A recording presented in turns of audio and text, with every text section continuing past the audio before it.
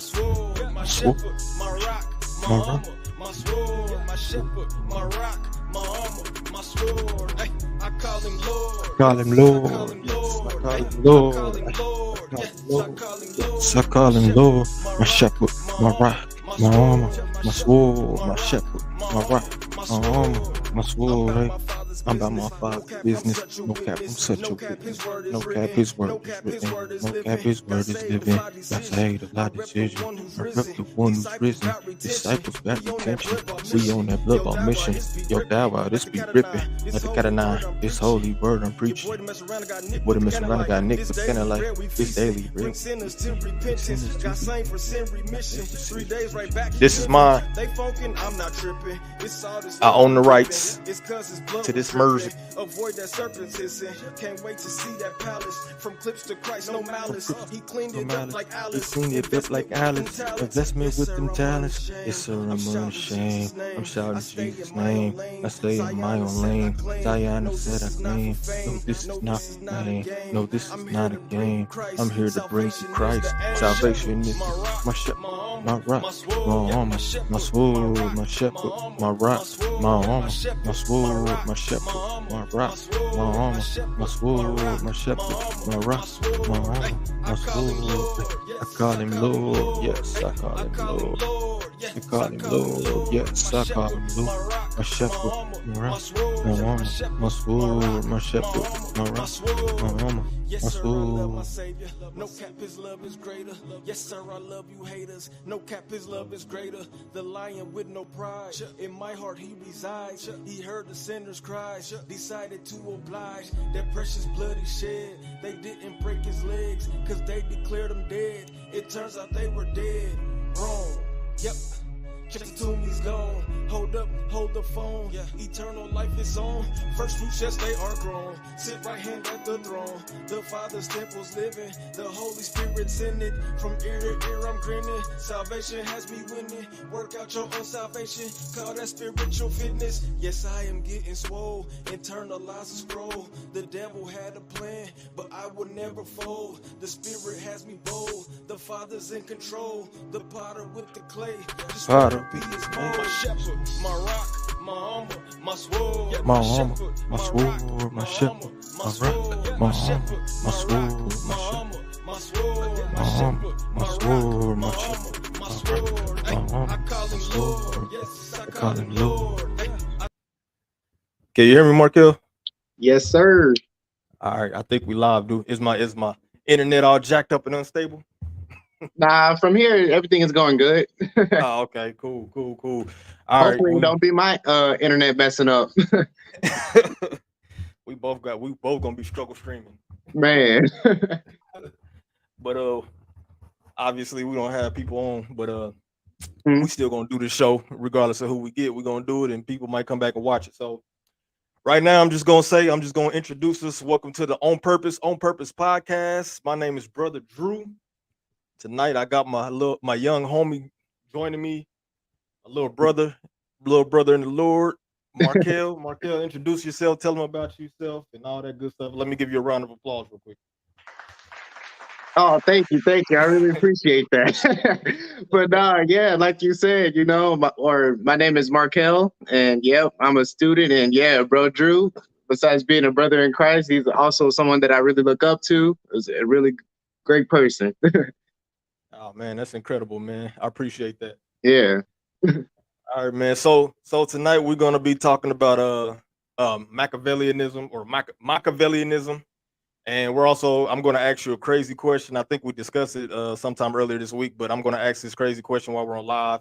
Then we're also gonna talk about self optimization.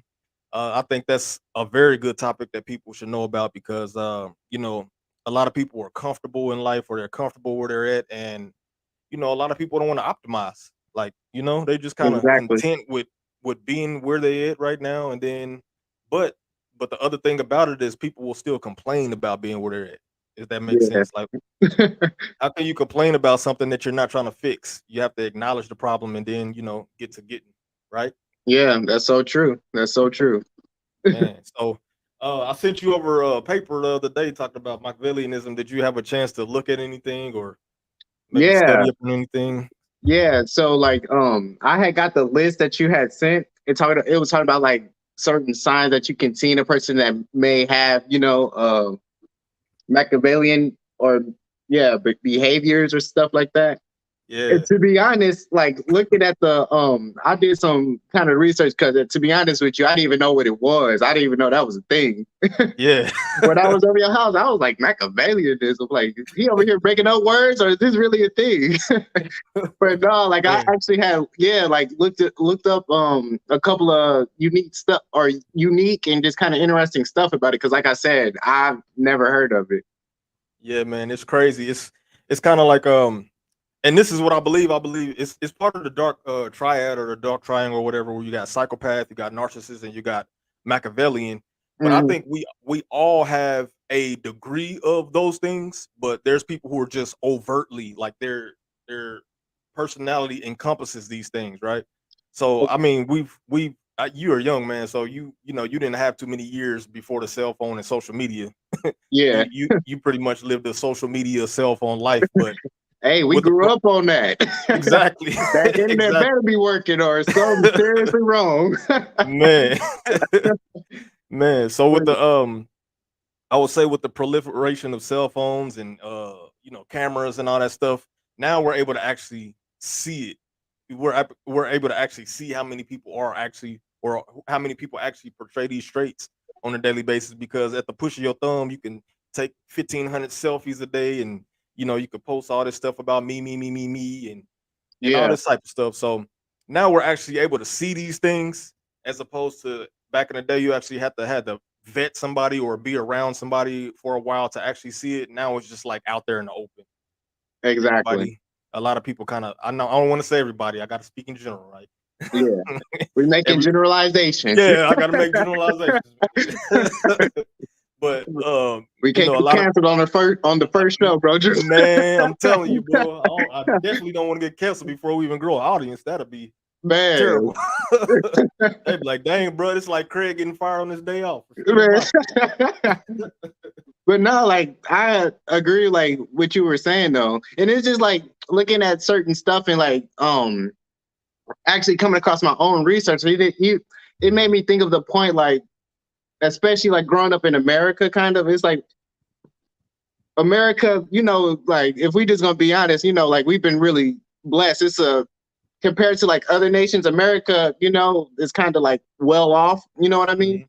Yep. And in a way, like looking at the certain characteristics you could call of like you could call like a narcissist or Mhm. Machiavelli or a person that has Machiavellianism, you Yeah. know. But it made me think of the point like growing up in America, could that like I don't know how to explain it, but growing up in America, could that kind of help add or help those characteristics grow in a person? You Yeah, know? man. I think that is a phenomenal point you just made, man. And it goes back to what I said, like, people your age and you know, your age and lower, all they're seeing is this stuff, right? And Exactly. it kind of gives them that mindset. Whereas, like a lot of people complain about life and how it is right now, but if you go back to before there was cameras and there was or TVs where you could see people living this glamorous life all the time, where I'm Mhm. not sitting in school and I can go look on Instagram and see people living this glamorous life, and I believe that I deserve that because just because I see it rather than I have to work for it. Whereas back Exactly. in the day, before there was TVs and all that stuff, and well, like you said, right now in America, that's how it is. But if you just think about back then in America before TVs and everybody was actually able to see this stuff, people who didn't know about like the glamorous lifestyle, life, life was just what it was. You know what I mean? Like Yeah. people that were poor didn't know that they were poor because they weren't on the outside of their neighborhood looking at a bunch of rich people all the time. So life was actually good to them because they were content with what they had. Yeah. Not content like they won't work for anything, but content with like they don't know that they supposed to have the fanciest car or the fanciest house and all that stuff. They were just, it was family and it was love and it was that type of stuff. Yeah. But like And you they said did now, oh, I'm sorry, go ahead. no, and I was just gonna say, and like they did very well for themselves too, and that's Yeah. why even just going abroad or even just like looking at certain countries and stuff and seeing what they have and like what they gotta kind of, so to say, like deal with or go through, a lot of them, they still be content, you know? Yep. Where, that's what I was like thinking. I was like, dang, could America kind of like aid to this? Man, and you know, to your point, you know, you go overseas somewhere, maybe like a third world country, and they don't they're the way they perceive life is not like us. You know what I'm saying? Like Exactly. they don't perceive life the way we do, and it also makes for a bunch of people who are not lazy. People who don't perceive life like that. They're not lazy. They're not entitled, but they actually work hard, and then they have gratitude and appreciate every little thing that they have. And so, let's get into this, man. Do you have the list in front of you by chance? Yes, I got it pulled All up right, right now. let's go line by line with that, and then also, but before we read it, before we can go list with the list line by line, I just want to read the a short definition of Machiavellianism. I don't know how to pronounce it right, but we're gonna talk about it. We both struggling, but it's cool. They Man. So Machiavellianism is a person that's cunning, they're scheming, they're unscrupulous, and this can happen in politics, obviously. So let's Mhm. let's excuse me, let's hit that list real quick and see what we can come up with and see if we can help some people on the rewatch because nobody's watching us yet. We'll help them out though. Let me find a list. I know you probably got it in front of you as well, so we're gonna look at Yes, it sir. together and go over it. All right. You want to start with number one and then I hit number two? Yes, sir. So, okay, so signs of Machiavellianism. The first one on the list, it says they are only focused on their own ambition and interest. Mm, man. So focus on their own ambition and interests. Again, we see that a lot, right? We see, Yeah, we see that a lot. So that's the person who's, you know, it's all about me, and how can you help me get what I need to get done? How can I use such and such to do what I get done? And here's something I heard the other day, and it kind of it was kind of profound to me. But somebody said a quote, and it was like, you know, in this world you're going to get used, but make sure that you don't get misused. mm, And that just means like everybody needs somebody to help them get what they got to get done, but everybody doesn't need to be like the person that's going to use somebody until they just run that person dry. They have nothing left. They empty their cup out, and then when they get done using them, basically they misuse them. When they get done misusing them, they throw them to the side, and it was all because they needed to accomplish their own interest and do what they want to do, and never once was concerned about the person that they were misusing, right? exactly. Yeah, so that's what I see with the first one. What did you pick up anything with that? Yeah, exactly. It kind of got back to the point that you stated earlier. Is, you know, the me. How can you help me win? You know, Yeah. I can see, I know, you know, everybody go through their stuff, but no, I'm gonna put you on. How can you help me win? And I'm gonna misuse you. I'm gonna try to manipulate you to kind of so you can help me win. You know, Yep. and They like you strip you said, down that's to your just, draws. man. And like you said, it's big in the world. You know, people want to try to push off their own agendas to get over on people. You know, Yep. Yep. which is Exactly. sad. You know. It's very sad, man. It's almost like, I don't know if you've ever heard of solipsism, but it's like where the world just revolves around you. Like the only existence is your existence, and you forget that there's a lot of people that surround you, and then but when you recognize that the people that surround you, you begin to use them to get what you want out of life, right? Exactly. You know, and there's nothing wrong with helping anybody. There's nothing wrong with giving somebody a boost. There's nothing wrong with giving somebody game. If you are a real estate person and you've made millions in real estate, there's nothing wrong with giving that advice away and help, you know, pulling somebody up. But when that person that you're pulling up begins to misuse you, right? Hmm. Somehow they rob you of your funds, or they taking all your little secrets away, and then they surpass you, and then they once they surpass you and they've learned more than you, they won't help you come up. You know what I'm saying? So Exactly. your own selfish ambitions and interests, man. And you know what it can cause? Let me tell you what it can cause.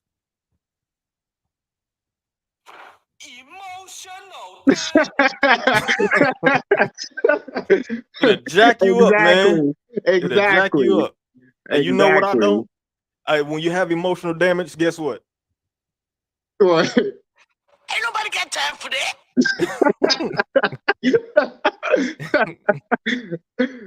Man, exactly. People Yeah, gonna because mess like you you up. They're gonna mess said, your mind up.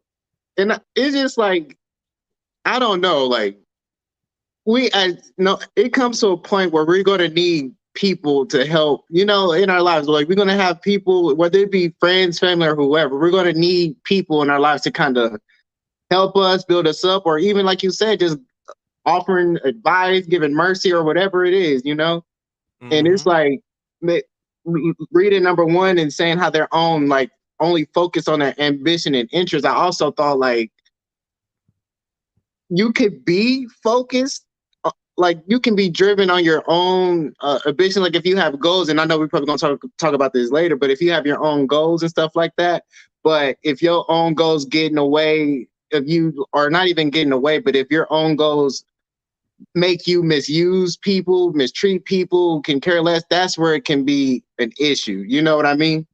Yep. And I've seen that in families too. Like, families have broken up because of this exact thing, Friends that used to be friends for freaking 20 years, they let a one incident break them up. It's crazy, man, because like you said, you could be a self-starter and start getting your stuff started, but then eventually you may need a hand, and what you start doing is burning that other person out. Exactly. And it gets to the point to where they have to ignore everything that they're doing to help you get your stuff accomplished. And it's like, well, what about, hey, I got something going on too, man. Like, you want to help me out too? Nah, let's get what I gotta get done first, and then we'll come back and we come back to you. We come back to you. Yeah, we'll come back to you, man. But let's put that on the back burner for right now. Then before you know it, you left it on the back burner, and the burner done burnt it up. Burnt that person's goals up. Just threw them right in the trash, right? Exactly. So where were you at? Number 2? Yep. Number 2 is prioritizing money and power over relationships. Money, money, money, money. Man, people, man, this is bad right here, man, because memories with people are better than memories with money, I believe. You know what I mean? Like, laughs and having fun and a good time. And you could do that type of stuff at home in the backyard at a barbecue or something. You know what I'm saying? Like, money can get you into places where you can have fun, like if you're going to the theme park or something like that. But I believe just creating memories with people are longer lasting and everlasting. Whereas if your whole focus is money, like, you missing out on, you have to have balance, right? There has to be a balance in everything. And we're believers, and the Bible talks about having a false balance is an abomination to the Lord. So he believes in balance, and you have to have balance in everything you do. So if you are chasing the bag, which is cool, chase the bag, but don't love the money, love people. Exactly. And if you have that balance, I believe it'll be, the way you doing things will be reciprocated to you anyway, right? Exactly. And if you showing that love to people, but you still, getting your paper and all that stuff, then life will be nice and balanced, and everything will be reciprocated to you perfectly. But if all you doing, your whole focus is on this one thing, and you don't care who you run over to get it, who you step on, your family, whoever, friends, like you said, that you've been known for 10 years, when you run over them and you just don't care about their feelings because you got to get to the bag, then you just not only ruin lives with them, but you ruin your life, because what if something happens to where you can't get that money? Exactly. Now you have nothing to fall back on. Nobody's there for you because of how you treated them, being a Machiavellian. Exactly. So it's crazy, like how this stuff will come back on you if it doesn't work out. So always watch how you treat people, Exactly. You got anything on number 2? Yeah, and it just made me think of when you had said that scripture. It made me even think of it. Like, the Bible even tells us, it's like, the root of all evils, it's like it's not money, it's the love of money. That's the root of Yep. all evil. And if that's Exactly. like your main goal of just money, money, money, and I could care less about people and all this other stuff, it comes to a point. How could you be satisfied though? Because money is a constant. There's always going to be money that can be made, and so Mhm. like you probably ain't gonna never get satisfied with that, because you don't want to keep grinding, keep working hard to get even more money, and like Yep. you said, I don't see, and I mean, like, we ain't rich, but I'm just saying, like, even if we did have that money, for me, I'm gonna speak personally. For me, I would still need to have like relationships with people. I can't never just have money and that's it. Because like you said, that money could leave you one day. Nothing is guaranteed or promised to you. And we've seen Yep. this. We've seen celebrities that be having millions and millions of dollars and bankrupt, or Yep.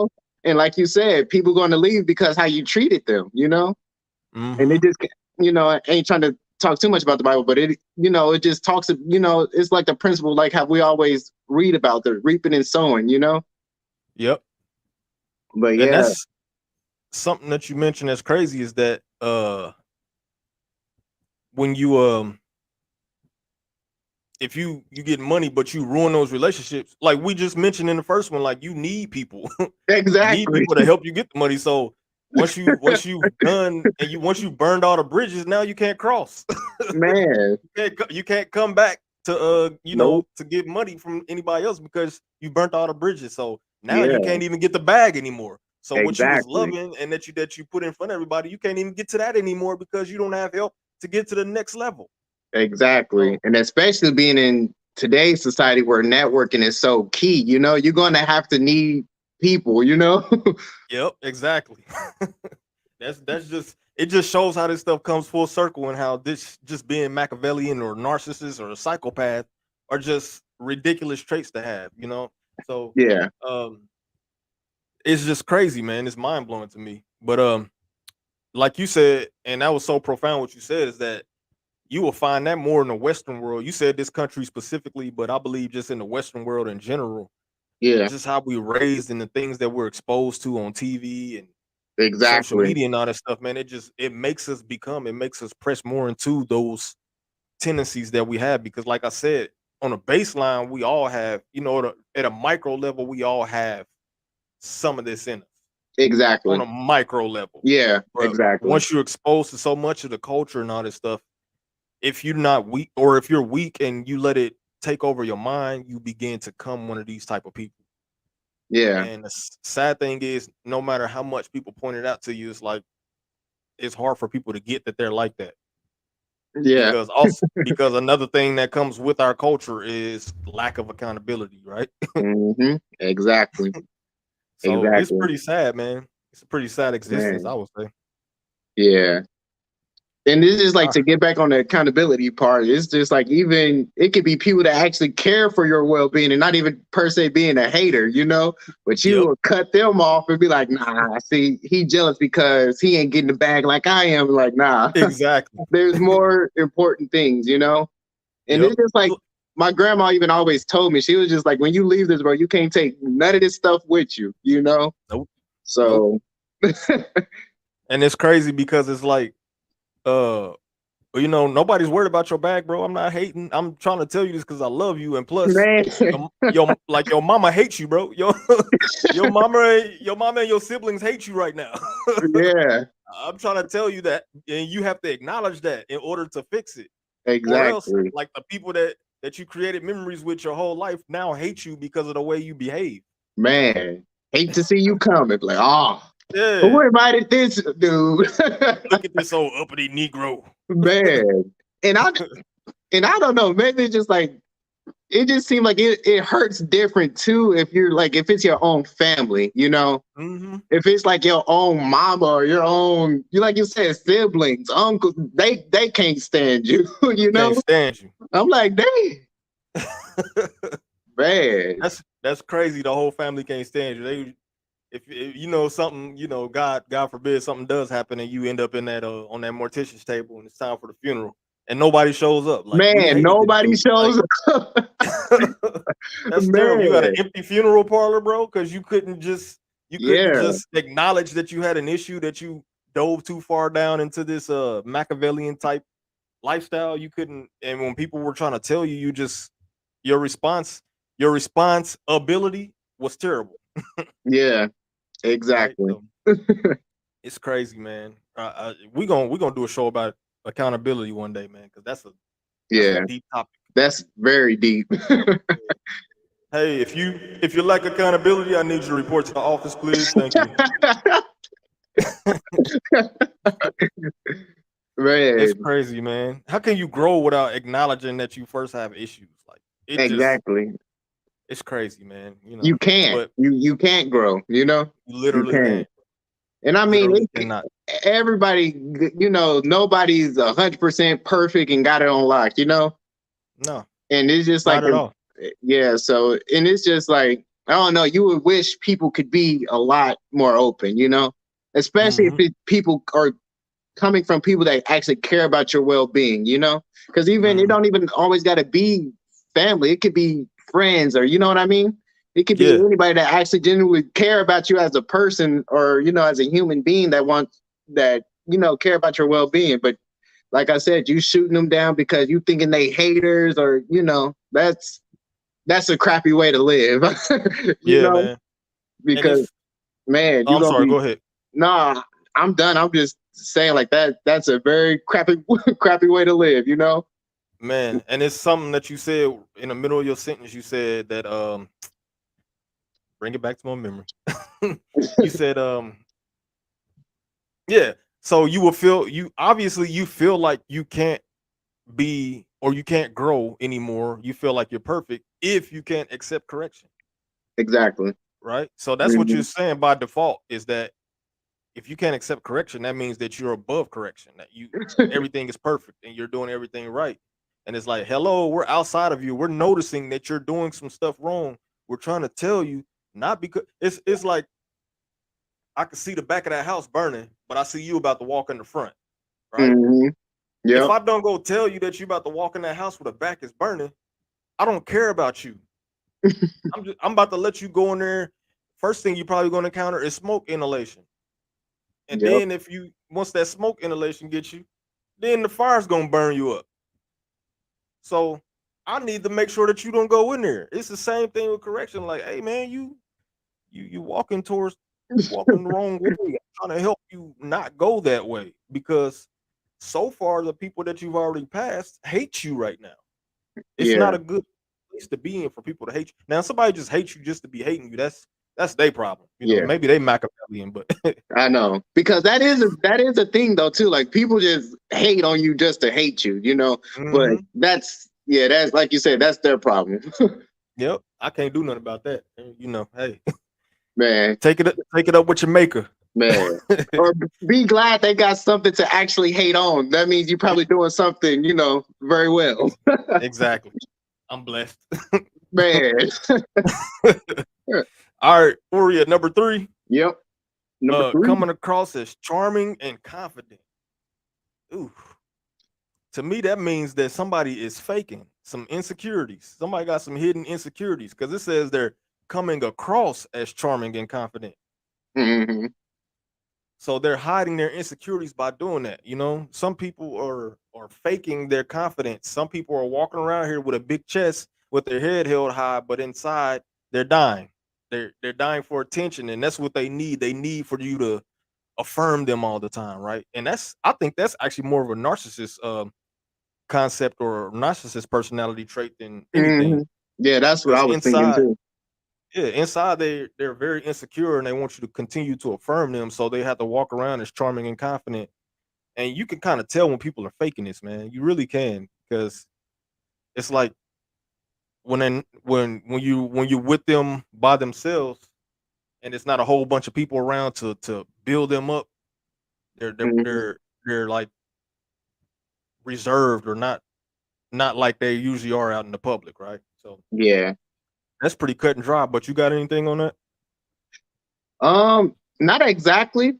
This one was kind of the trickiest one, and I know we're gonna get through the rest of them. But for this one, for me, this was kind of the most trickiest one because I was thinking in a way like, okay, maybe you want to, like, I couldn't see how that could necessarily be like a bad thing, you know, coming across to people as being confident and charming. You know what I mean? But Yeah. actually hearing what you were saying, like if someone is just like faking it, then yeah, that could be an issue. Because then it's like you gotta act a certain way when you with this group of people, but then you gotta act this way when you're with another group of people, you know? Yep. And I think it's okay to be charming and confident. But when Yeah. you're faking it, it kind of hides the motives and stuff. And I Hmm. think that ties into another one that we're gonna go into. But uh, if you're just naturally confident and you're naturally charming, you know, people kind of know that.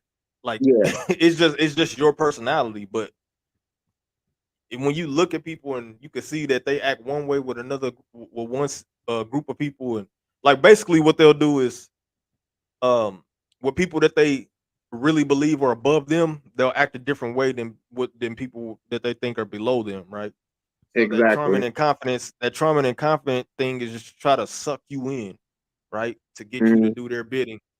And so really there's just some hidden insecurities in there, man. And sometimes Uncle Jesse likes to ask a question when he sees a man like that, because I think it is good for men to be confident, but if he sees that a man is like if he's able to discern that a man has hidden insecurities, he will ask him this question.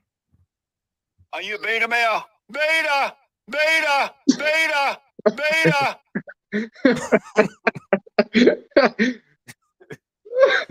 So Uncle Jesse, he likes to ask questions like that, man. I think it's kind of rude of him, but whatever. Hey. Where do you be finding these voiceovers? I get them off of YouTube, man. But yeah, man, but yeah, like you said, that's really cut and dry. But I can see where you was coming from, saying that it could be like deeper insecurities that a person may have, so they would have to kind of in a way push certain narratives off to like certain people, you know? Yep, exactly. Yeah. All right, number 4, man. Um, exploiting and Exploiting. manipulating. Oh, go ahead. Go ahead. Oh, all right. Exploiting and manipulating others to get ahead. Tap into it. Exploiting and manipulating others to get ahead. This is technically kind of, or yeah, like what we referenced, you know, for the first one, I believe it was. But yeah, manipulating others to get your own bidding or, you know, to set up your own stuff. I don't even know how to explain this one. It's just, if you feel like you have to manipulate people for your bidding and you just can't work together, or not even per se work together, but just can't, if you can't be yourself to, you know, set up your own, whatever it is, your own brand or business, whatever it may be, that's an issue.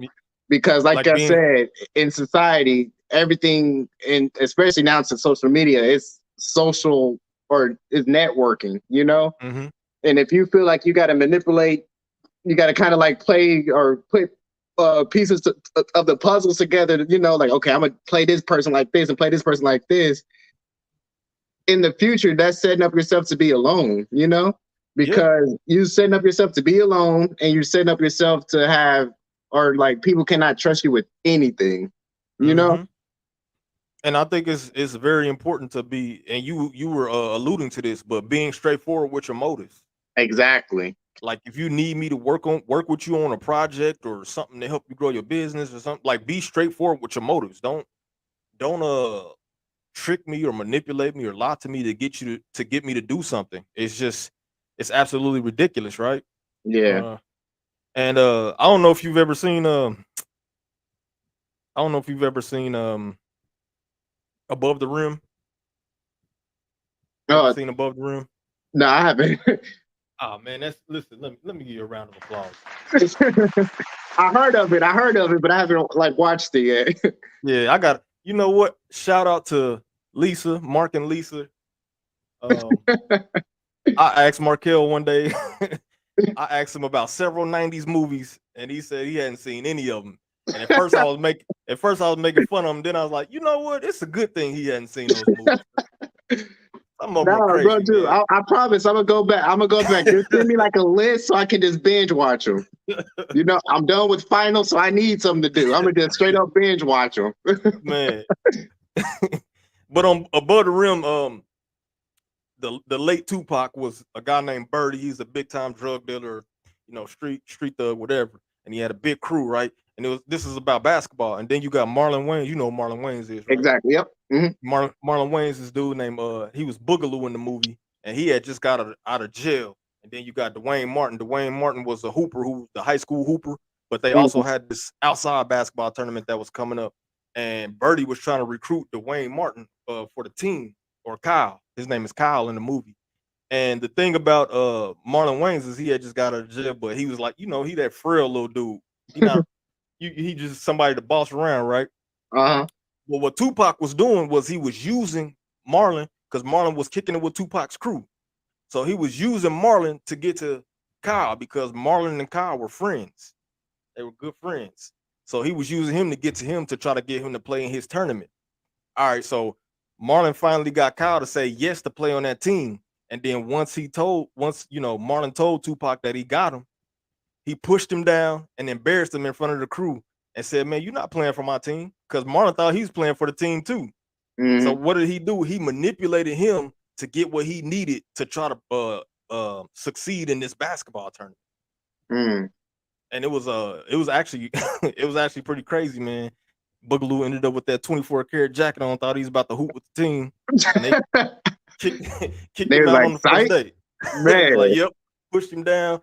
Didn't have a uniform in the box for him, all that stuff, man. It was just embarrassing. So, yeah, man, people they exploit you, and they'll use you to. And this is just in real life, not even a movie, man. When people notice something special in you, and they want to get to the top in something that they're doing. So let's just be theoretical here, right? Let's say you want to start a church. Let's talk about church. You want to start a church or something, right? Yeah. And you like, man, I want to start a church. I want this church to be big. I want a whole bunch of people to come. But you're not very charismatic. You're not very good with the word. You can't handle the word very good. But you see another brother who is charismatic, who's good with the word, who can get the word of Jesus across to the people, and he can get the people to flood in. What you'll begin to do is use his gift. They call it prostituting his gift. So you'll begin to use his gifts to get people in there. But while he's doing it, you're making yourself look good. So let's say he's doing stuff, but you're putting yourself on these flyers and you're making yourself look good. Like, this is me, this is mine, this is all my work, right? Yeah. And so that's what people do. They'll use you. They'll see something special in you, use you to step up for that step up, and then like just throw you to the wayside. And that's kind of how it goes, man. Yeah. And you can see all these kind of intertwined with each other, right? Yeah. So this really like one big thing. Yeah, and reading that even kind of goes on the same line as being a narcissist in a way, you know? Yep. Same thing. Yeah. Same thing. Yep. We're gonna jump down to number 6. Number 6 says using flattery often. Ooh. Using flattery often. Have you ever heard of love bombing? Love bombing? Yeah. So it's like when you initially meet somebody and you're giving them all this love, all these hugs, all these man. Yeah. Yeah. The honeymoon stage. Yeah. Yeah. Well, you could use that, but not just like just interpersonal relationships, period. Not just like a boyfriend-girlfriend relationship, but just like anything. Like you. Yeah, I know exactly what you mean. Yeah. Yeah, man. Yeah. Just overtly I love you, man. I just can't wait to see you again. And man, you're just the greatest. And oh man, that's a manipulation tactic. Yeah. If they're not being sincere. The person that's not being sincere and they're doing that, it's a manipulation tactic. Mm-hmm. So they're buttering you up. Yep, buttering you up, exactly. Buttering you up so they can stick you in the oven. Man. Wow. You got anything on that? Yeah, like you said, that kind of goes hand in hand with number 4 when it talked about manipulating others. In a way, by doing that, hey man, you look good. Hey, what's It's just like I look at that like, okay, what do you think that I have that I can possibly give you? Yep. You know, What do you want? What do you want? because and I mean sometimes like you can just like tell like if it's legit or if it's fake. You know. Mhm. Yep. And like I said, that's how I look at that. I was like, okay, what do this person think he can possibly get from me? You know, Mhm.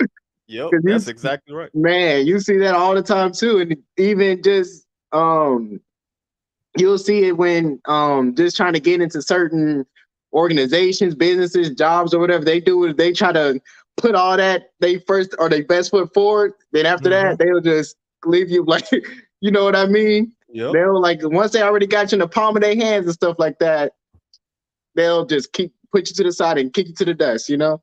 Yep. After you get done doing their bidding. Yep. Man, Using that's what I flattery say. often. Yeah, that literally goes hand in hand for Mhm. number 4 and 6. And on top Yep. of that, that goes hand in hand with being a narcissist too. Exactly, man. These all kind of intertwine, man. It's so crazy.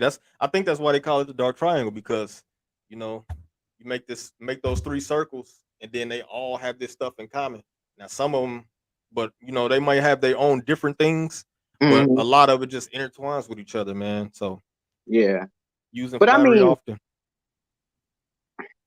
in a way though, like, well, I guess that wouldn't be per se flattery, but that would be more so being polite, you know, like being, just being you and being polite to people, you know?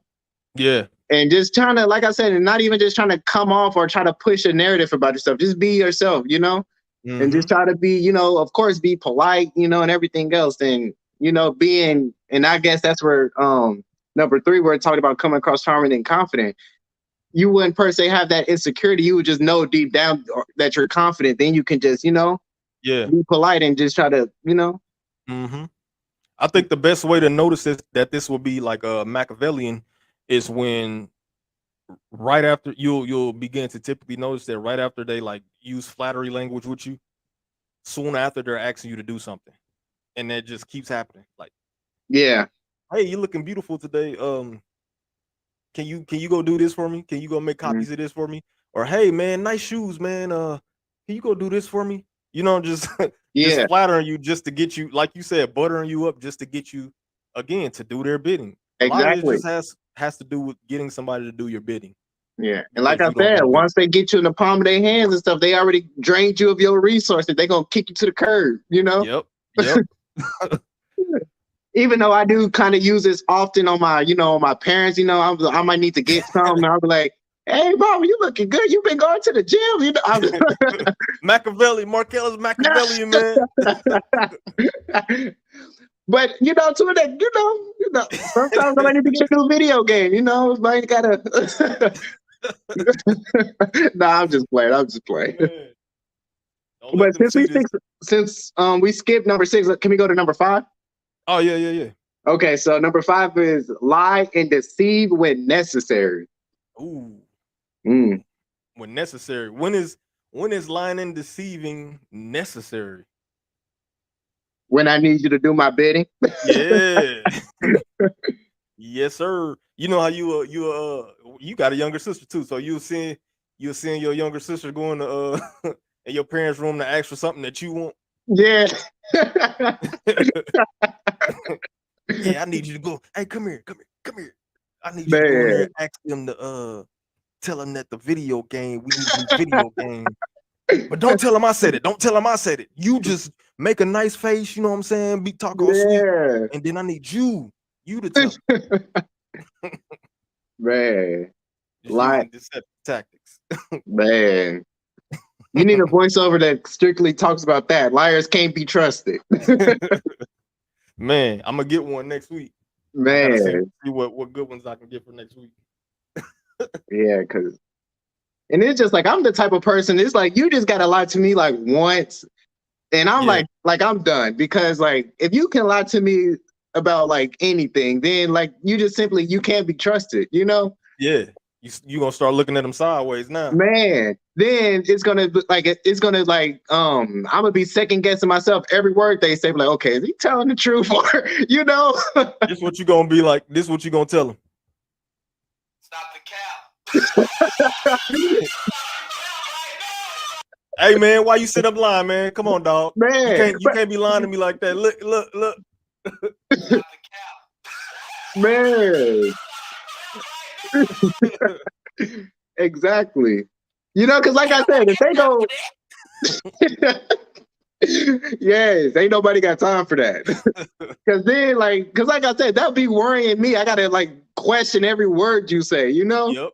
Yep. be like, man, nah. And now I know you're trying to include me in your ulterior motives, man. So it's like, nah, bro, I can't do that for you. Nah, Exactly, nah, nope.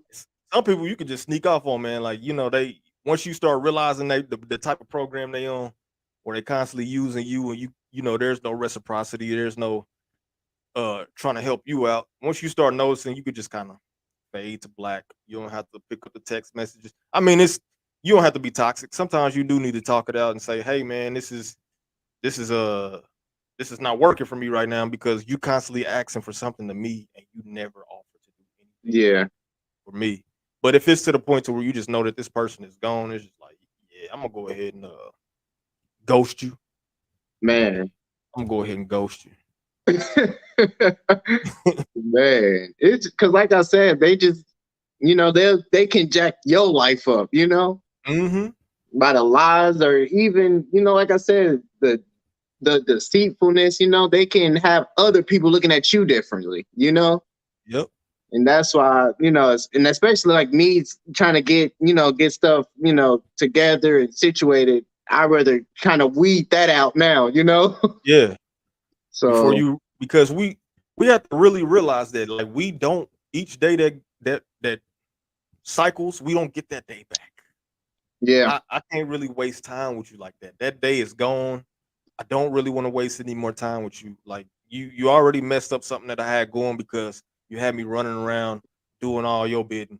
And the crazy thing is, the person who continues with this person, I know the Bible talks about never grow weary in well doing, but well doing doesn't mean that you have to continue to do the bidding of somebody that's going to harm you, mm, right? At some yeah, point in time, you got to let it go, because if you don't, if you keep doing it, then guess who the fool is now? you, You. You. If yeah, you want to sit there with the Machiavellian person, you the fool. yeah. And you just gonna get a whole bunch of Emotional damage. the longer you let them play with you. So Yeah, sometimes you just gotta get on up out of there. Got to go. Gotta man. go. You have got to go. Because a person that is a user or a misuser, let's say misuser, a person that is a misuser is going to continue to misuse you for as long as you allow them to do it. Yep. As long as you allow them to do it, they're gonna keep going. Oh, I can keep going. Shoot, let me get a little bit more up out of them. Yeah, They never know when to stop. exactly. And it just like it sucks because you be trying to do your part and you like be trying to actually like help people out. And it's like it sucks that people take advantage of that. You know Yeah, what I mean? yeah, It's like they see your kindness and they take it for weakness, so to speak. yeah. That's why, like, people who are empaths, they get hurt so much, because they're constantly just placing themselves in that person's shoes and trying to help them as much as possible. But the Hmm. problem is, people will use you, man. They Yeah, will notice that you're that type of person, and they will continue to misuse you. And that's when when you're an empath. Sometimes you just have to not be an empath. yeah. I know it's hard, because that's just who you are. But sometimes you just have to say no. It's a wrap. It's a Man, burrito. It's a burrito. Wrap it up. We done. Cut it man. off. Cut them off, man. Because I hate to see people stressing, and they getting the George Jefferson thing, all because they letting people just stress them out, man. Like, let it. You got to let people go. You do. Yeah, You got to let people go. Let them find their own way, because they've been using you for long enough. man. And bro, Drew, sometimes it can be your own family members too. It be your own people, dog. Man, Hey, it be your own family members. You got to give the deuces to. we talk about it with Jesus all the time. It was his own people. Yeah. It was his own people that said crucify him. Hmm. So you don't think on this? That's a large level. You don't think on this micro level that people won't do that to you? Exactly. That's And it's crazy, like man. people know how to hurt you so bad because those would be the people that are closest to you. They know all your ins and outs, your true feelings, and everything. You know? They know you, man. Yeah. So, They know what buttons to push. man. They know exactly what buttons to push. And Exactly. that's the crazy thing. Where we at? Number 7. I want to do number 8 because before we can go back to 7, but something that you just said, man, is the people know you. And so there will be people who will meet you, and what they'll do is up front. The number 8 says acting aloof for the audience. It says acting aloof or really hard to get to know. Mm. So it'll be a person who meets you initially and they hit you with the love bombing, and you loosen up and you start to tell them all your business and you having these conversations with them, but you have to begin to notice that it's only you talking. It's only Mm. you giving up your stuff, right? Yeah. They are hard to get to know. They only gonna give you small answers. They're not gonna talk about themselves very much. They're not gonna give you their testimony, but you've already given a testimony. You've already told them everything that's happened in your life, good, bad, or indifferent. And what happens is the person that's Machiavellian is if you do that, if you get to the point to where, hey, I don't want to do your bidding anymore, what do you think is gonna happen? Yep. They They know gonna all your business. spill it. They gonna All your spill it. business is gonna be out there on the clothing line, on Man. the drying lines that people have outside, so everybody can see it and know it. Yeah. That's why you have to be careful when you meet people, man. Don't be just telling people all your business like that, because they're gonna come Exactly. back and be like, and you realize that they not saying anything about themselves. They're gonna come back. Oh, you said no. You know you're not gonna go do this for me. No, you're not gonna go into that store and steal that bag of chips for me. Okay, I got you. Yeah. Yeah. So remember when you Man, remember bro, you just told me look about at your phone. Look at your phone and you be like, why am I trending? I'm like, exactly. Exactly. man. The whole world know your problems just from a touch of a thumb. The Yeah, whole world know your problems. So you got to be careful exactly. with that, man. So they'll act aloof, like you just make it real hard to get to know them, and they'll act really stupid when you ask them questions, or they'll just give you small answers. Meanwhile, you giving them the whole pericope of every paragraph of your life, and Man, writing them essays like that. writing an essay, man. And by the time you say no to something that you getting tired of doing their bidding, all right, I got you. Say less. Yeah. And like you said, it just get back to the golden rule. Don't tell your business to Exactly, everybody, man. or be careful who you tell your business to. Be You careful know? who you telling your business to. It should go 1 for 1. I tell you something, you need to tell me something. I'm not gonna tell you Exactly. 2 things if you haven't told me 1 thing. Mm-hmm. Yep. And like, So yeah. And like those deep personal things, okay, let's trade them off. just You trade tell them me off. your deepest. Yep. You go first. Yep. So cool. I got some ammo. You got some ammo. Man, Let's load the clip up. man. That's just a principle too for like relationships, though. You know, I'm talking Oh about, yeah. husband, wife, boyfriend, girlfriend type stuff. That's very important. Mm-hmm. You don't want to That's be facts. trending nowhere. Man, that's facts. For real.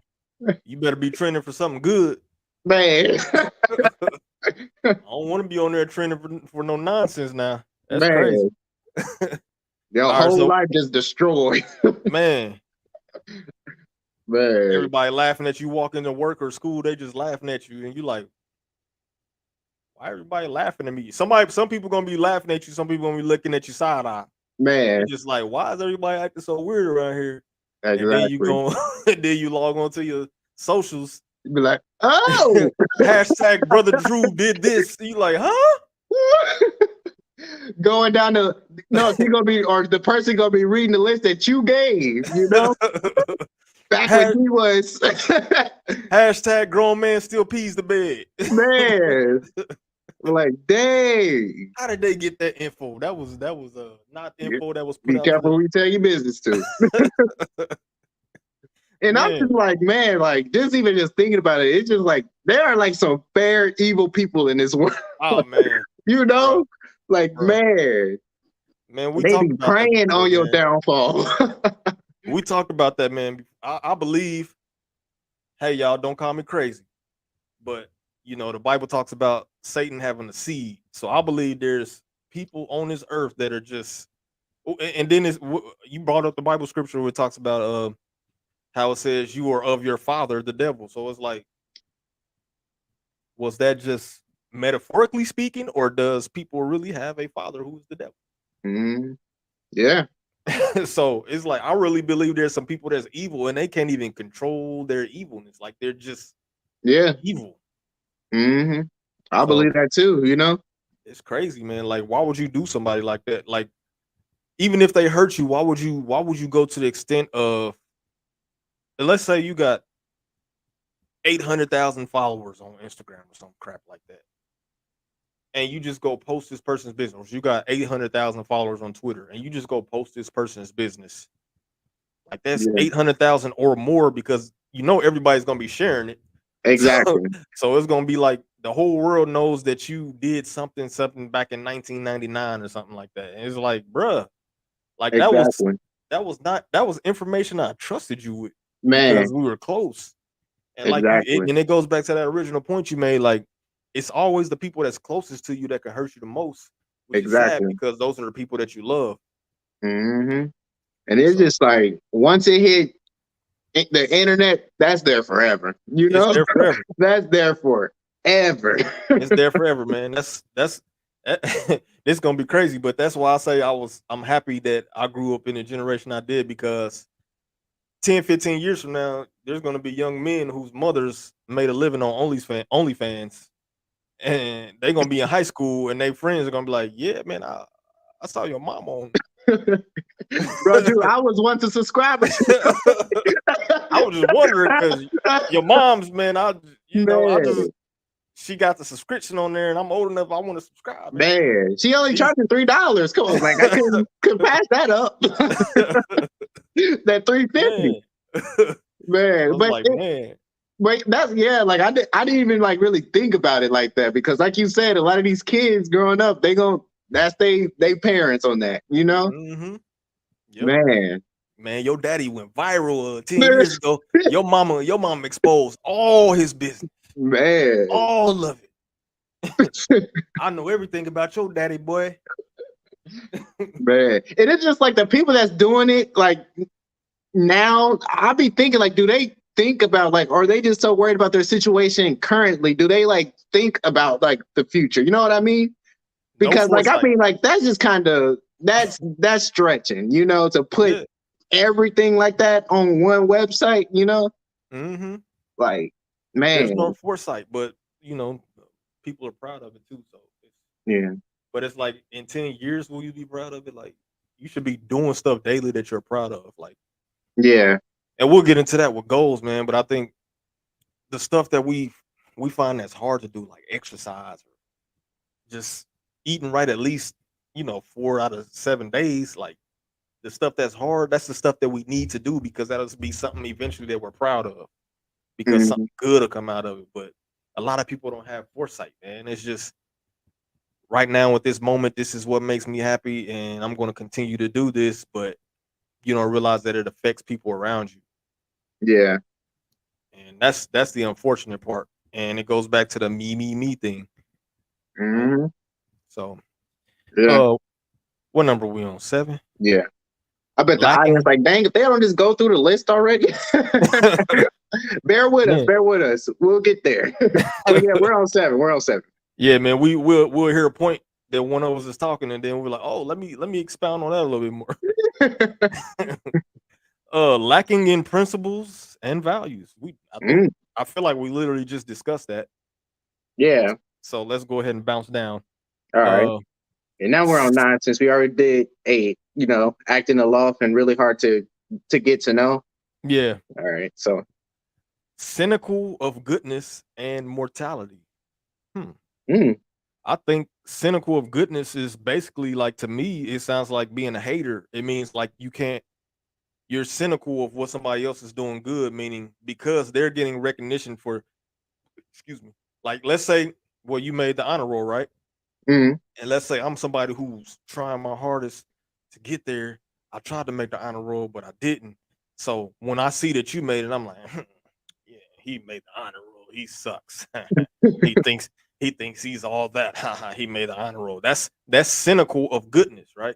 I'm Yeah. being a cynic because of your goodness, and it's just like basically you're a hater because in your Machiavellian mind, you're not getting that recognition. You're not getting people's praise. People are not looking at you like, oh man, he's smart or she's smart. It's just like, well, Markel, he made honor roll, but whatever.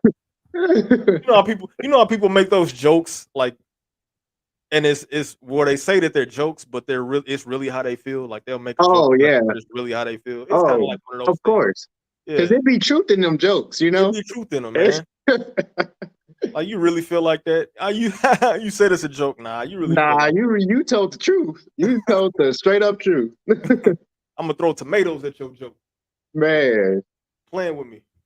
But yeah, like I said, I'm gonna but boo yeah, that joke. like you said, just being a straight up hater, you know. Mhm. Yep. 'Cause, man, yeah, there are plenty of those in this world, you know. Just hate, they'll freaking curse the ground you walk on, so to speak, you know. Yep. Yep. Don't want to see you doing good for no reason at all. Man, and like I said, or like we alluded to when we was talking about the other ones, it's just like people be preying on your downfall, you know. Yep. And like you said, it just gets back to the me. Yep. Yeah, they doing this, but people, where the cameras at? I'm the one doing this, you know. Where's my recognition, you know? Yep. And it's crazy because it's like, why don't you just ask that person if they can help you? Pride. Oh, but no, bro, Pride. that would require people to be humble, you know. That would require humble. Yeah. That's another thing that people fight. Man, and it intertwines again. Like if you're fighting accountability, then chances are you're just not humble. exactly. And hey, bro, Drew, I'm better than them. They should be asking me. Exactly. You know? They But if beneath me. Why do I got to go ask them? If that's the case, why didn't you make the honor roll then, son? Man. Come on, man. Just humble yourself, dog. It's cool. Yeah. It's cool. You'll be surprised what people can tell you. You know? Because like I said, hey, you don't know everything, and that's totally fine, you know? We don't know everything. We're gonna have to go out our way or go to other resources. You know what I mean? If you knew everything, we'd be saying our prayers to you. Exactly. There's people that live through this, or they got their own resources, or they can be doing the very thing that you want to do, you know? Mm-hmm. But like you said, your pride, your haterness, or whatever you want to call it, that gets in the way. Yeah, man. That pride puts up blinders, dog. Like it makes you blind. You rate Charles Stevie Wonder. although I heard that Stevie Wonder can see. Are you serious? That's just what I heard. I just heard a couple of stories that he can actually see. But so yeah, man, the pride puts up. Tune in for next podcast. We're gonna have that, you know, we're gonna have that for sure figured out. I'm gonna learn how to play the videos on the side so we can watch it. It's gonna show somebody says Stevie Wonder can see. Man. So yeah, that'd be very interesting though. Like, wow. It's like how he see who doing them braids, man. Man. He probably, how did he know what braids are? Like at what point did he see braids to know what braids are? Like, hey, I want my head cornrows. Bro, how you know what cornrows are, dog? You ain't never been able to see. Like, not even being funny. Just how do you know? Like, how you know what dreadlocks are? You know, I don't know, man. Did you touch Braille and was able to? Man, he was like, "Yep, I feel it. I need that. I need that. Yeah, I want those. Man, all right, where we at? The last one, I believe. All right, read it because I don't have it up on my phone. All right, yeah, I got you. Capable of causing others harm in order to achieve their means. Boom. Dang. There it is. All of it ties together. It's just like remember Jim Jones. Jim Jones, he used all those people to accomplish what he wanted. He the People's Temple, it initially began with feeding the community and all that stuff, and then he got the big head, Machiavellian. I think he was like this from birth because he's a sociopath, I believe. But he got people to come together and they feeding each other and they all brought their money to him and all this stuff. And then he moved from one place to another place. And then he got people, more and more people. And then he was able to convince these people to move all the way over to the jungle in Guyana, all the way over there. And then to build up this little place called Jonestown. So it's named after him. That's crazy, right? They named the town after him that they were down there building. He would starve them. He would preach, or he would get on the overhead, the 1MC, and make all these like nonsensical stuff he would talk about. He was on drugs, and then he eventually got them to do a mass suicide / homicide. So it's like, a person that wants to accomplish something and they're Machiavellian or they're narcissist or they're a psychopath, they're gonna play with your mind so deeply that you can't even think for yourself anymore. And they're just gonna get you to do what they want you to do. They're gonna get you to do their bidding. And the one thing that they do, and this is one thing that I missed, is that they want all your time. You won't have time to yourself. They want all your time. Hey, I need you to do this. Hey, I need you to do that. Hey, I need you to do this. Hey, I need you to do that. And before you know it, your life no longer belongs to you. It's all theirs. And they get you to do their bidding, and eventually they can cause harm to you. And it's pretty sad. So, but again, this is how we get like people like Hitler and Jim Jones and people like that. This is how we get those cults. It's because people refuse to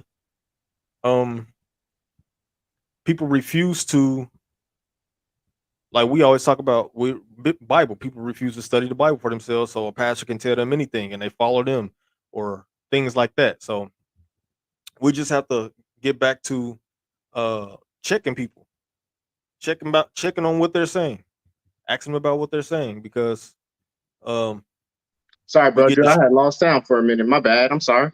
Oh, you good. We get distracted by their charisma and by their big words and by their fancy titles and by their big cars and wardrobes, and before we've lost our mind, we've lost all control of our thought, and now they have control of our thoughts. They brainwash us essentially.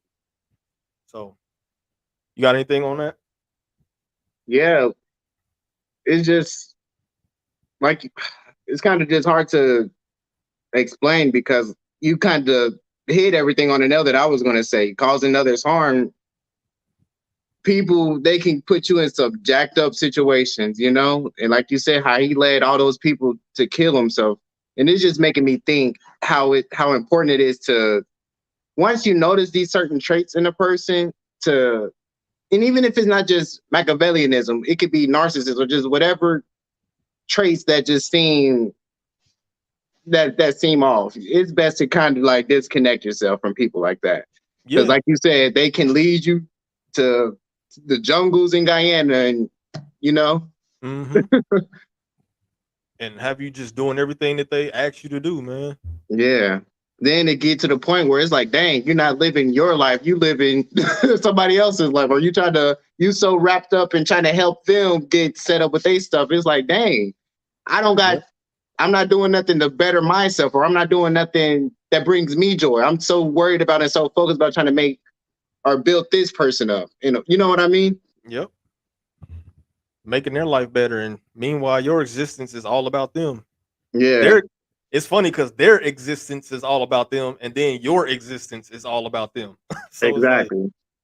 It's crazy, man. So, and in a way, you like feeding into it, because ain't one of the signs, they're focused on their own interests and ambitions. In a way, you like the fuel if you on board doing that stuff too. Yep. It's nuts, man. Yeah, it's nuts, bro. That's one thing that I'm always push, is that know who you're around, know who you're dealing with. Mm-hmm. Know who you're around and know who you're dealing with, because somebody is going to try to use you. Somebody's going to try you. Yeah. You know what I mean, somebody in this life is going to try you, and they're going to try to get you to do their bidding. And we talked about this, and this is something I want to bring up too, man. The whole ride or die thing, like right is right and wrong is wrong. Right is right and wrong is wrong. I heard Wallow say this earlier. He said, he's like, you having trouble doing right, so you're having trouble doing wrong right, so you might as well just do right. And it's just like, we have this thing, especially in our community, where it's like, you need to be my ride or die, my ace boom coon, my ride or die. And it's like, nah, that's kind of foolish, bro. Because Yeah. what you're saying is that when you're doing good, I'm supposed to rock with you. Cool, I should. But when you like doing foolish stuff, I'm supposed to be foolish enough to stick around by your side. That means if you go to prison, or if you're doing something that can get me sent to prison, I should just go along with it and ruin my life for you. No, Mhm. that's a foolish mindset to have, and that's why we kind of be at the bottom of the barrel. It's like, Yeah. you want me to just do foolish stuff because you want me to do foolish stuff, and you want me, or you doing foolish stuff and you just want me to stick around while you're doing foolish stuff. You want me to be your ride or die? That's stupid. And especially if we're talking about in a relationship, like a relationship, relationship, man and woman. Why would I tell my wife I want her to be my ride or die? Like, no, I want you, when I'm right, stick by me, and when I'm wrong, you say, hey boy, you a fool. Mm-hmm. You're not acting like a man, so I'm gonna say, hey boy, you a fool. You being foolish. Yeah. And I'm not gonna do it along with you.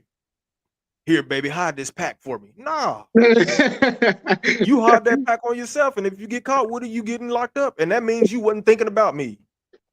Yeah. Your mind wasn't on me, because if it was, you would be trying your best to stay out here and do what we supposed to do, but instead you want to do stupid stuff, and you want to tell me to be a ride or die. You want to go to prison for 30 years, and you want me to just write you and come up here. Why? Exactly. Let's just stay out of prison. How about that? Mm-hmm. Let's not be stupid. But you want to be Machiavellian, right? You want to be a big time. I'm the biggest boss that you've seen thus far. You want to be a boss, right? And you want me to come along with you? Nah. Right is right and wrong is wrong. And it goes back to accountability. We have to know what is right, and we have to know what is wrong, and we have to try our best to get rid of the wrong, and we have to do the right. He said, if you can't do wrong right, then you might as well do right. Exactly. And it's just so funny you brought that up about the ride or die, because even people look down upon them that ain't like that. They're like, nah, she ain't no ride or die, she ain't for me, or he ain't no ride. I need somebody that's gonna be with me, Yeah. People frown upon that, but like you said, you would want somebody to tell you when you're right and when you're wrong. And that's why even me, like, I try to surround myself not with yes men, or I'd like to surround myself with people that actually tell me the 411, like the straight up truth, because and that kind of gets back to the point, like you said, accountability. How can I grow, or how can I try to better myself if I'm just surrounded by people that telling me that I'm right all the time? Yep. Or no, hey, yeah, you doing this good, because you should do this. You know what I mean? You got to come to a point where you got to you're open to criticism, because like I said, nobody got nothing on lock. There's going to be something that anybody could tell you. You know what I mean? Yep. And that's, like I said, yeah, I would strongly encourage people to try to just surround yourself with people that actually tell you the truth. You know what I mean? Instead of just yes man or yes woman, whatever you want to call it. And those are the people who truly love you. Like, you have constructive criticism, and then you have deconstructive criticism. Those people who are trying to give you constructive criticism actually love you. Yeah. Right? And if as long as you have yes men surrounding you, you're going to always think that you're right. Yeah. And you're going to always look foolish. You're going to always look foolish, man. So it's like, nah, man, you tell me that I'm wrong. Like, if we're in a basketball game and my shooting is trash, don't tell me to keep shooting. Tell me to use another part of my game. I'm off tonight. Let me start throwing these dimes. Oh, Markel's shooting good tonight. I'm gonna stop shooting and I'm gonna hit him. And then maybe eventually, if that'll bring my confidence up and I can get in rhythm, and then I'll start shooting. But nah, man, I always hated that. Keep shooting. No. Yeah. I'm bricking, bro. I'm like 0 for 15. I'm out there passing the building ball. mansions. Yeah, I'm out there building a mansion on the court, man. We got to run around the mansion every time we want a fast break. Man. So it's like, man, we have to. These are the deeper issues we have to start addressing, man. Like, you wrong. You wrong. Like if Yeah. this is how we know that correction is still love. When you a little kid and you do something wrong, your moms or pops give you a whooping, or they give you a talking to or whatever and put you on punishment. Does that mean that they don't love you? No, it means they love you and they want to do course correction. Man. It's course correction. That's all it is. Let's correct our course. All right, now we straight. Now Yep. we're going straight. But Let's if you get you back lined up. We gotta. exactly. You was over there, but now I brought you here. We right here now. Exactly. So, yeah, man, that's just we're gonna do accountability show, a whole accountability show one day. So y'all be Yeah. ready for that. Whoever it is that's tuned in. I see we had 3 or 4 people come in every now and again. So we're gonna do an accountability show, man, because we need it. We need to know that accountability is not the enemy. You're the enemy if accountability is your enemy. You're the enemy to yourself. Yeah. So just think about that.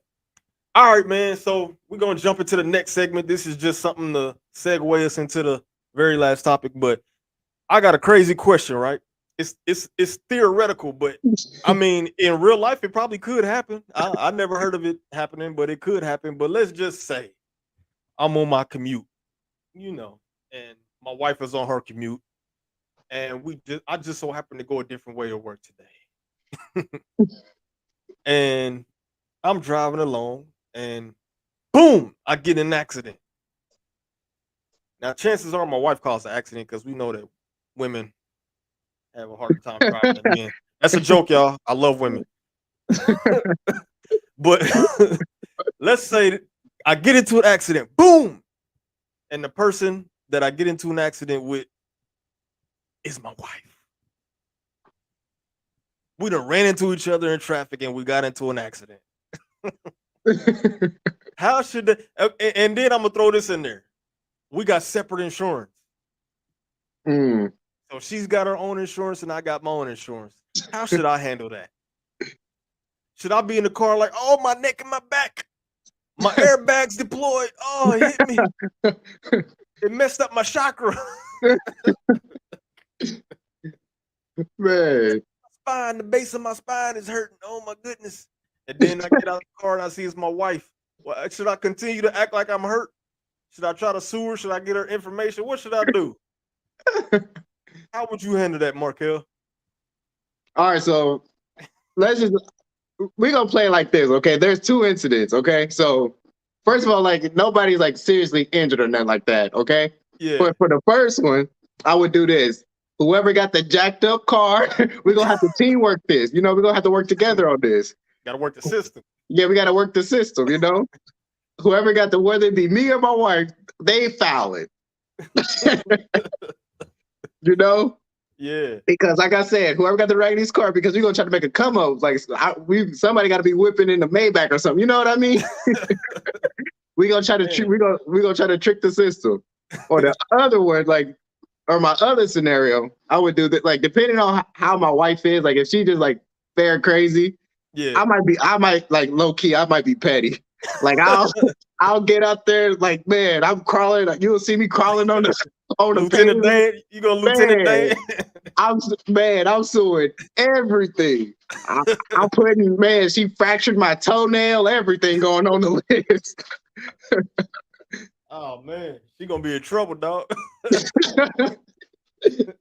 Like I said, I might want to be petty. So I might, like I see you in court. Been getting on my nerves, man. I'm about to get everything. Man, everything. Remember that TV that once about that you told me no? Okay.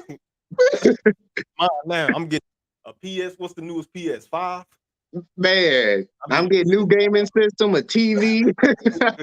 I'm getting everything. I'm getting a laptop. Man, I'm about to be. Man, give me a car. Instead of a housewife, I would be a house husband. I might want a Gulfstream jet. Man. I'm gonna be traveling and everything. What you call it, bro? Travelisha? Travelisha. Yep. I'm gonna be a Travelisha. Man, I'm gonna be out of here. And then I'm gonna still be milking these injuries. Oh, baby, can you? Man, a little ice? I need foot rub. I'm gonna be traveling on crutches. You're gonna see me on crutches trying to get by. Let me get a pina colada, please. Man. What would you do, bro, Drew? What would you do? Man, I'm suing. I'm suing my wife. I want 150,000, but we can settle out of court right now. Man. Nah, man, I don't know if it was like you said, if it was a non-injury, Yeah. if it was a non-injury and she didn't get on my nerves, I would just be like, okay, babe, get back in the car. We're gonna work this out. We're gonna try to get a whip out of this. We're gonna get a new car finesse out of the this. system. We're gonna Finesse. finesse, yeah. We're gonna do some Man. finesse. But if she get on my nerves, I'm like, oh, I need a divorce. Oh no. Oh, it hurts so bad. Man. The airbag broke my neck. I need a jet. Man. I'm about to get an Oscar on this performance. I need a tiger like Mike Tyson. I need man. I need a mansion. Everything hurts so bad. I'm Travelisha. Oh, and you got a sue for, emotional damage, Emotional damage, man. I'm emotional unstable. The trauma. Yeah. I got trauma, man. My mind is messed up. Man, I was trying to forward some documents that she intended, that was an intent. She tried to kill me that day. Like I think she set it up, man. She set it up from the beginning. She set it up. I knew my tire felt funny when I was driving it out the driveway. Man, them was like, man. She knew which way I was going today. She knew which way I was going. We usually never go the same way. How she just appear out of nowhere? But I'm just gonna tell you, like, seeing you and your wife in a court case, oh my goodness, that happened to you like paid TV. That would be hilarious. Oh my goodness. That would be hilarious. Seeing your wife and you just go head to head. Oh my God. She's not gonna take accountability for her actions and hit me with her car. She gonna be in there faking injuries too. Nah, brother, she gonna be having you feeling salty. Like, man, she hit my Buick, man. You see my Buick? Look at my Buick out there, man. She hit my Buick, dog. Man, I just got it too. Like, this is brand new. This. Man. This off is the showroom floor. This is a brand new 2001, dog. Man. All right, y'all. So, we got a comment. Somebody was watching. Shout out to you. Yeah. So, man, this the last topic. We already an hour and 22 minutes in, man. I didn't think we would go this long, but let's do it. So the last topic is self-optimization, man, and I believe this is something that's really big. This is something that's really big, man, because again, we talked about it earlier. People complain about the positions that they're in, but then complain when it's time to do something about it. Mm-hmm. It don't make no sense. Like, how do you complain about the position you in and then complain about having to do something about it? And I believe, again, that has to do something with who we are in this Western world, laziness and entitlement, man. Yeah. You want your life to be better, but you don't want to do anything to help your life be better. How does that even work? That's bass backwards. You know what I mean? That's really bass backwards. And it's like, I want my life to be better. I want my life to be better. I want my life to be better. No, you don't. Yeah. No, you don't. Because, like, let's say, hey, I want to lose weight. I want to lose weight. I want to be able to walk up the stairs without halfway having a heart attack and my lungs collapsing. I want to be able to go outside and play with the kids. I want to go to the park. I want to walk around worlds of fun. I want to do this and this and that. But I have to be in better shape to do these things. Okay, let's lay out an exercise plan. Let's lay out a living, not a diet. Let's lay out a living. Let's get you to eat better. Let's get you to eat better. How about that? Yeah. Well, I don't know about exercise right now. I don't want to do nothing too hard. Okay, well let's work our way up to hard. Let's start easy. Let's go walking. Let's go walking. Let's add some fruit and vegetables to our diet today, or to our living. I said diet. To our living. Let's add some fruits and vegetables. Like, you don't have to scrap everything right now, but let's add some vegetables and fruit for a meal. Let's add some water. Let's do those things. Well, water is nasty. I don't think I can go walking right now. And I love food. I'm a foodie. All right. Well, you just made every excuse in the book for why you can't do what you just said you wanted to do. Yeah. So how can we better self-optimize? How can we get our mind right? Like you, um, I believe you one of those people that like your peers should look up to because back in the day, like somebody that you would consider good having good grades, they were just, they were too good. They were goody two shoes and they teachers pet class, class teachers pet and all this stuff. But Mhm. actually, that's a stupid mindset to have. You should be the person that people are following around. If Yeah. you got honor roll and you're in college. So you got college honor roll. That's bigger than high school honor roll. You're in college and have honor roll, right? Yeah. So how do you get to a point to where you're on honor roll? Like how do you set the goals? What are your study habits? How do you do that? How do you do something like that? Yeah.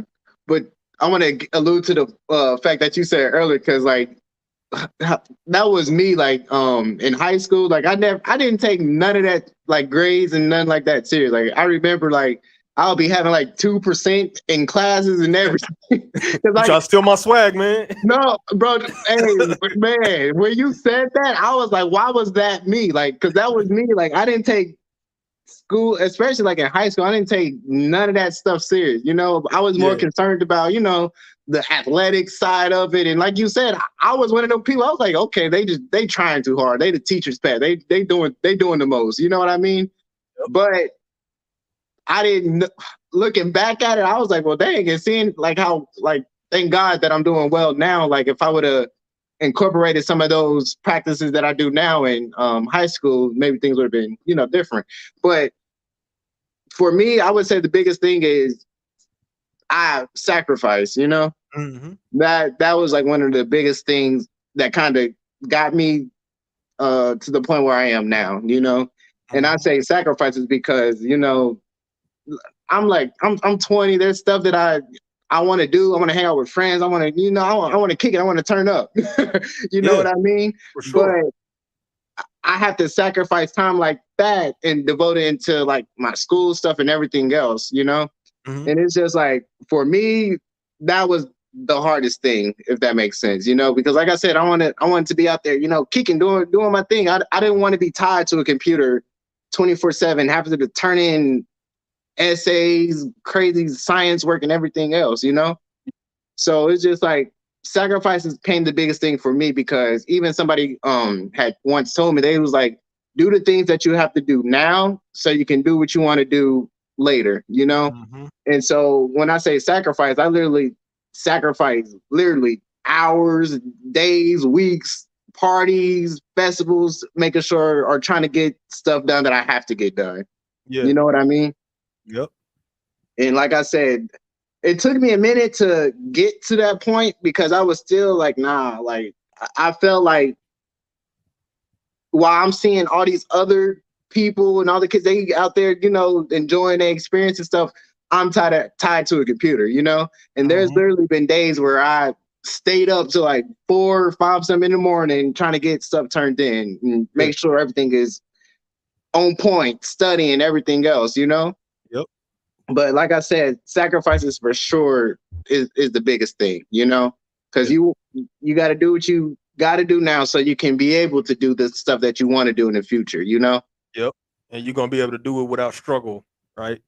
Exactly. Some of those people that's hanging out and doing all that stuff are doing it with struggle. Yeah. They're spending what little money that they do have doing that stuff, and then you know, next week comes and they're broke.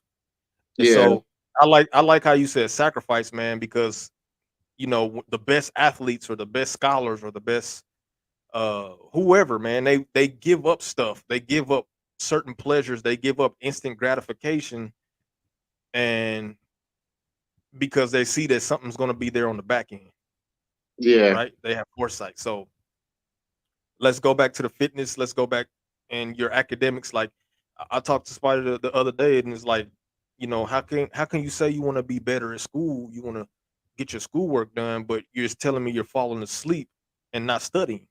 It doesn't make sense. You have to Yeah. sacrifice a little bit of sleep, get those extra notes done, get that extra studying done. Therefore, because unless you're on 100% scholarship, you're paying for school. Exactly. And you're throwing money away if you're not doing your best. And even if you are on scholarship, you're throwing your scholarship away if you're not doing your best, right? Yeah. But the fact that you got a scholarship meant that you had to be working hard in the first place to get it. So why are you giving them now? Exactly. Why are you Exactly. giving them now? Yeah. Self-optimize. That means set a schedule, write some goals down, and we're gonna get to that. But sacrifice some sleep or sacrifice, like you said, doing sports. Well, they're the people that's the best talented may not be the best that shows up on the field. Why? Because the hard worker, the person that's showing up to the weight room sessions, the person that's working on their footwork, the person that's constantly thinking about it, the person that's watching film is the person that's going to show up on the field, and everything's going to be second nature to them. Meanwhile, you Yeah. got Joe Schmo over here relying on his talent and nothing else, and he don't know what the defense is doing. He don't know what the offense is doing because it's just like, oh, I run faster than everybody else. I jump faster than everybody else. I don't need to do all that other stuff. Yeah. But this guy's watching film. He knows exactly where his man is going to be at all times. He knows where he needs to be at all times, and he's making stuff happen out there. But Joe Schmo just like, oh, I'm gonna go out here, I'm gonna wing it. Like one of the most famous things we've seen was Allen Iverson. Practice? What you mean practice? Practice? Are you kidding me? Practice? Exactly. If you compare him to like a Kobe Bryant who was relentless with practice, he sacrificed a whole bunch of time with practice. And Exactly. then you'll see that there's 5 rings versus how many rings do Al got? Yep. 0. Mm-hmm. So you see that to self-optimize it requires, like you said, sacrifice and just putting certain things to the side for right now, digging in, and we'll fill in the hole later. Yeah.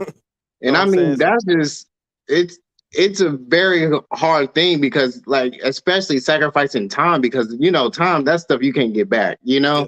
but you gotta, or for me, I just try to be in a way like optimistic, or just try to, like I said, just try to zone in, focus on what I'm doing currently so I can, in a way, or try to help myself be, or put myself in better positions to, be able to function and everything else, Yeah. To be because a, like, producing member of society. yeah, because like I said, and I look at it like this, if being successful was easy, then everybody would be successful. Everybody will be. Everybody. It's just, and even like I said, it's just doing the hard stuff now, And that's the thing, man, is people avoid the hard stuff, bro. Exactly. They Yeah. avoid the hard stuff. And it's like in everything in life, man. Like even at work, like people, like we know there's gonna be a bunch of work to do, right? Mhm. Why avoid the work? We have to get it done. We have to do all of it, right? So Yeah. once I'm done with one part of work, I'm gonna go hop right into the next part of work and keep doing it. Where other people would just run off. I don't feel like doing this, blah blah blah, and all that's doing is putting more work on the people who are working, and it's making the length of what we have to do longer, right? Yeah. So just hop in and do it. Like when people don't like discomfort, but discomfort is the place where you grow. Like if you're in that comfort zone, you can't grow because you're Yeah. not seeing anything other than being in that comfort zone. And I mentioned this on the last podcast, but nobody probably watched it, but I'll tell whoever the 2 people are that's watching right now, I'll just let you know. I believe saying put your best foot forward is like a pessimistic view. How about I make both of my feet as equally impressive as possible? Therefore, every step I take is towards purpose. Mm. Right. So Yeah. I want to be strong in everything. So I have to study this, study that, or move like this, move like that, but not stay comfortable. Yeah. Growth comes in that part where you like lifting weights, like you get stronger by putting more weight on there, not by doing less weight, not by just lifting the bar, but the more you put on there, you progressively get stronger. And so the more trials that we have, the more things that we go through and we're able to get through them, the stronger we come out on the other end. So the more sacrifice we're able to do, the better we'll come out on the other end. So Mhm. and And I like I just said, that gets back to the point we talked about earlier, you know, reaping and sowing, that's not just always per se when it comes to relationship or with people. It's just, you know what I mean? Mm-hmm. Are you putting in the time? Are you putting in the work? You know? Yep. Exactly. Putting in that And time and work, and also knowing what you want to do or knowing what you're trying exactly. to do. Like, so let's go into goal writing. A book I read was talking about goal writing, and you have to be specific Mm, about what you're trying to do. So if you're trying to lose weight, don't just say lose weight. Say, I need to lose 10 pounds by such and such, and I want my body fat percentage down by such and such time. So let's say January 15th, I want to be down to 10. I want to be down 10 pounds by January 15th. All right, now I'm able, the more I write that, the more I'm able to go look at this stuff and say, all right, I'm looking at my goals every day. All right, 10 pounds. All right, so I won't forget 10 pounds. I need to be down. And I'm checking. I'm checking my weight every day. Sacrificing my time by checking my weight, writing my goals, right? It's kind of like taking notes. When you in a class, you have to take notes and take notes and take notes to yep. memorize the stuff, right? So I need to Exactly. write my goals, write my goals, write my goals to memorize this stuff. So if I want to have a faster 1-inch punch or a faster Jeet Kune Do punch, a faster lead right, then I need to go down there and hit that bag or hit that sand thing 50 times. I Yeah. have to do the repetition, right? Until I get it down pat, and then it becomes second nature. But I have to sacrifice that time to do it. I can't just think about it, or it's Yeah. never going to happen. So I always like to equate this stuff to fitness, but just like with your academics, man, you have to study. You said you have to give up time.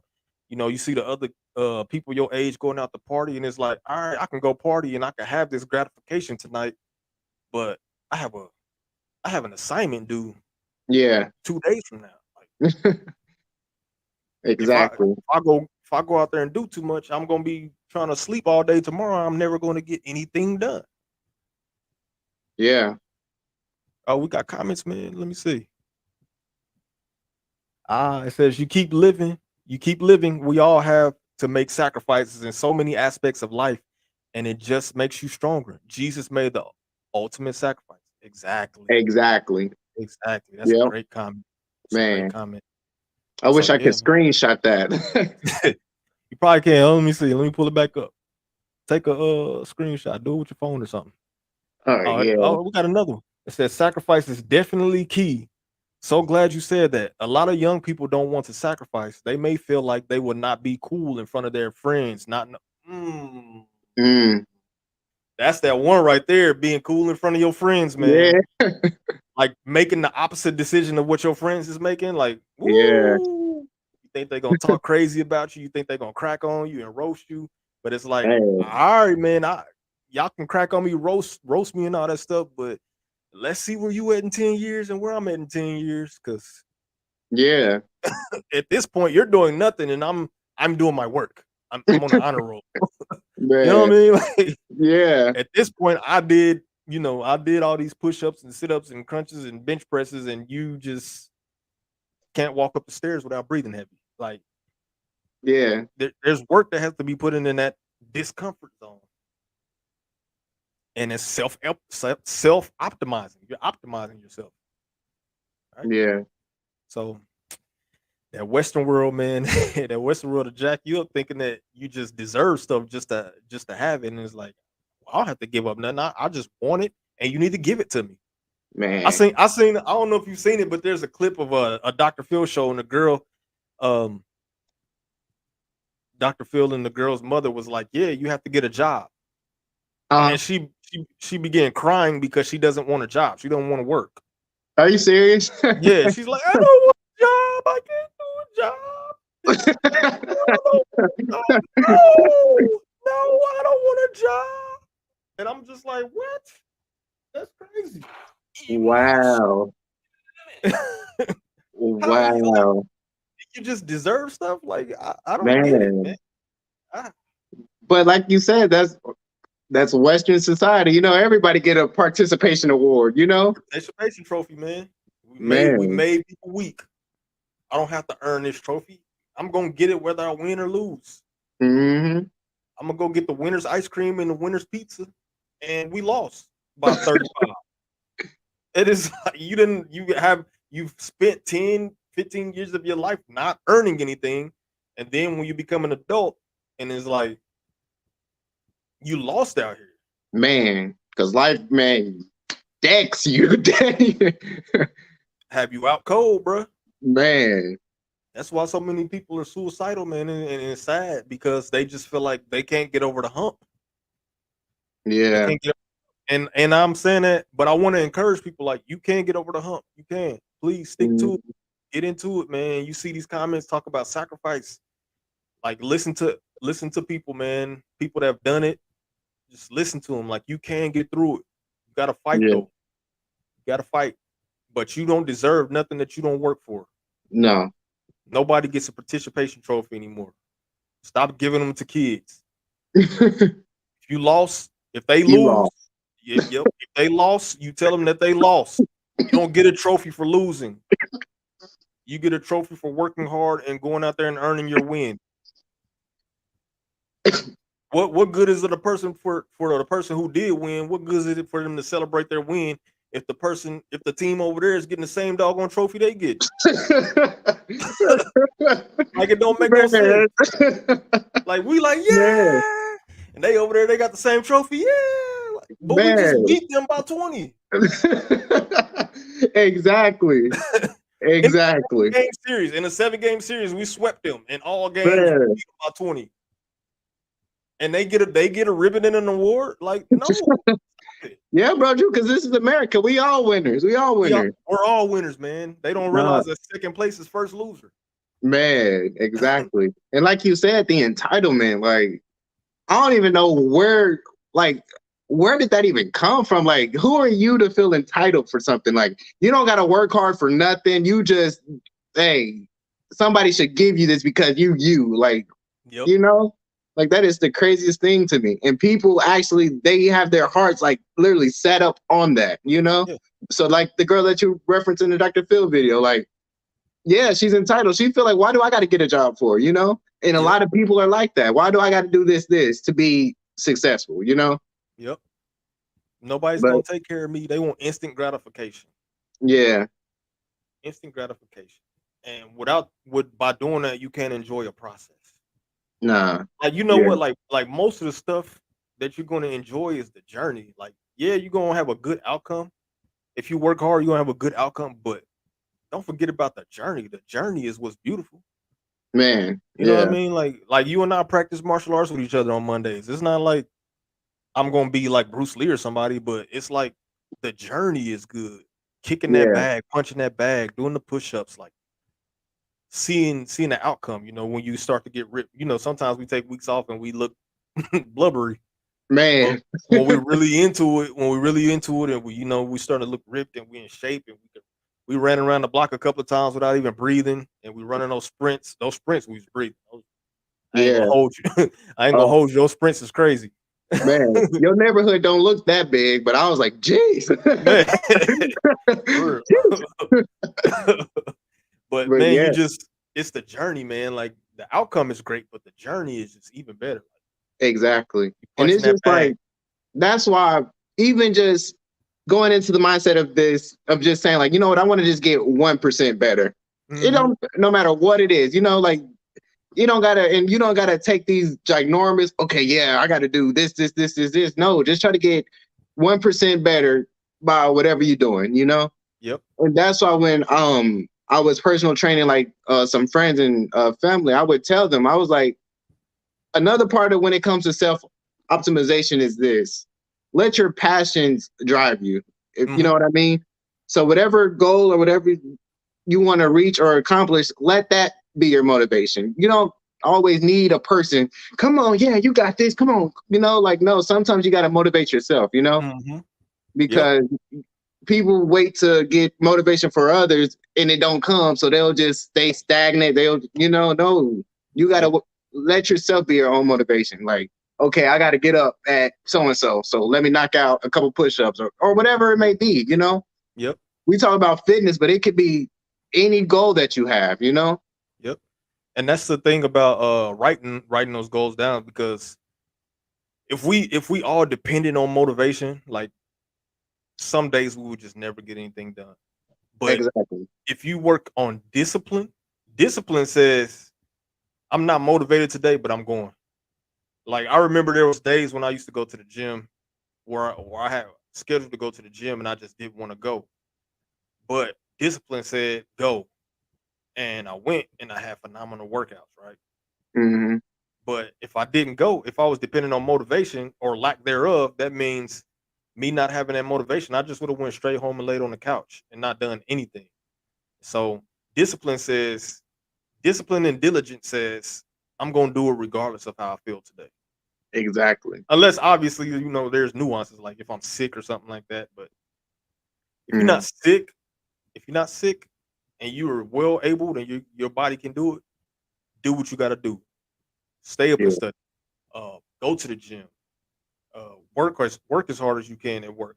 Like people, remember we talked about earlier how people will make fun of you for doing the right thing, and it's just like people will make fun of you if you work hard at work. But it's like, bruh, like this is how you get promotions. This is how you get extra money.